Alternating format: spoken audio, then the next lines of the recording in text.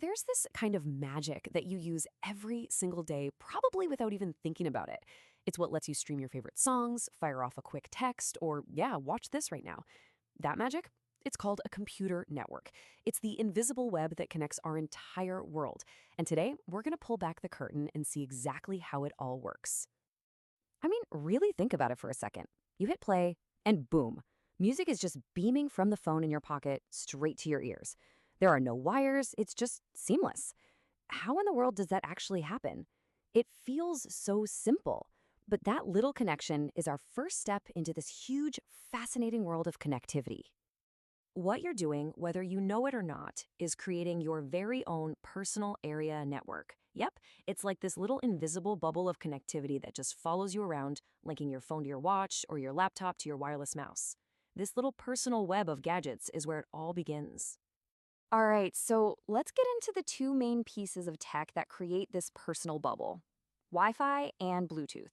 You use both of them all the time, but they're built for completely different things. Okay, so here's the deal. Think of Bluetooth as a direct, one-on-one chat. It's perfect for connecting just two devices, like your phone to a speaker across the room. Wi-Fi, though, that's more like a giant town hall meeting. It has a way bigger range, it can handle a ton of different devices all at once, and its main job is to get everybody connected to the big wide world, the internet. So, how do all these different devices, made by different companies, actually know how to talk to each other? Well, they all agree to follow a protocol. A protocol is just a rulebook, a shared language. Without these rules, it would just be digital chaos, right? No device would have a clue what any other device was saying. Okay, so we've got our little personal network bubble sorted, but that's just the very beginning. Now let's zoom out and see how we scale that tiny bubble up to connect your room to, well, the entire planet. So the next step up from your personal bubble is the local area network, or LAN for short. This is the network that's in your house, or at your school, or in your office building.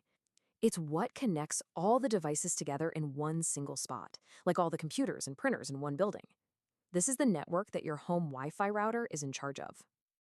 And that brings us to a few really important terms. You've got your LAN, which connects devices in one place, a lot of times with actual cables. Now, if that network is wireless, we just call it a WLAN. That's your Wi Fi network.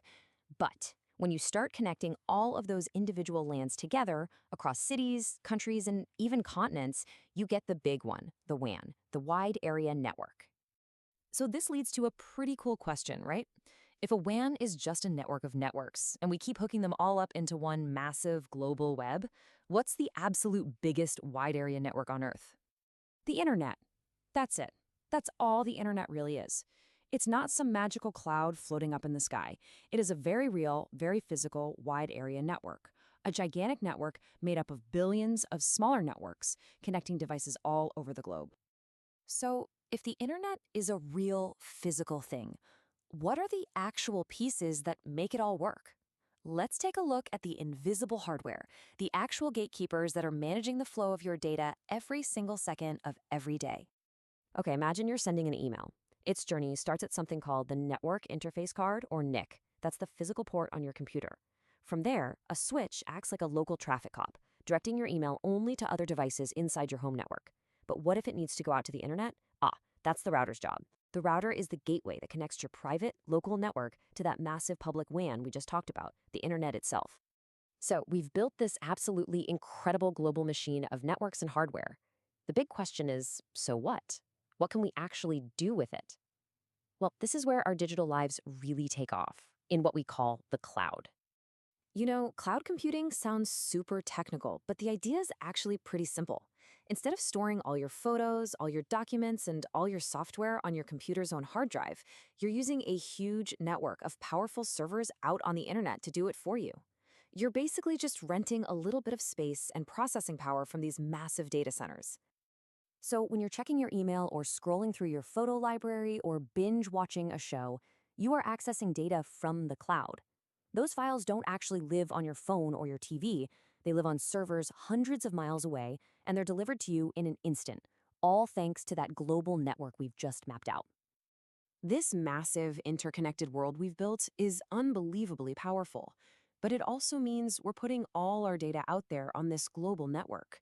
And with all that convenience comes a really serious responsibility. We have to talk about protecting your connection and the role you play in keeping this whole thing safe. You've got to remember this. Every single connection you make online is a potential doorway into your digital life. And, just like your house, you wouldn't just leave all the doors and windows unlocked for anyone to wander through. So, how do we lock those digital doors? Well, it all starts with strong passwords. That's your first, most basic line of defense.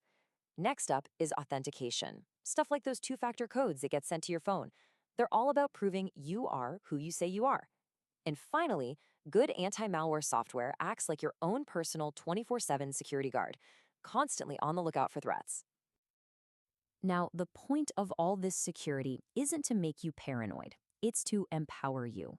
Because when we can actually trust that our connections are secure, that's when we can build truly incredible things and work together in ways that would have been science fiction just a generation ago.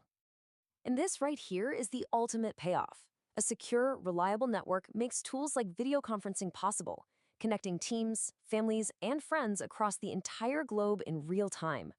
This is the amazing power that understanding these core principles really unlocks for every single one of us. So, from the simple Bluetooth in your headphones all the way out to the global internet, our entire modern world is literally built on top of computer networks. They're the foundation of our economy, our social lives, our whole future, really. So the only question left is, now that we know how it all works, what are we going to build with it next? Oh, baby, oh, baby, oh.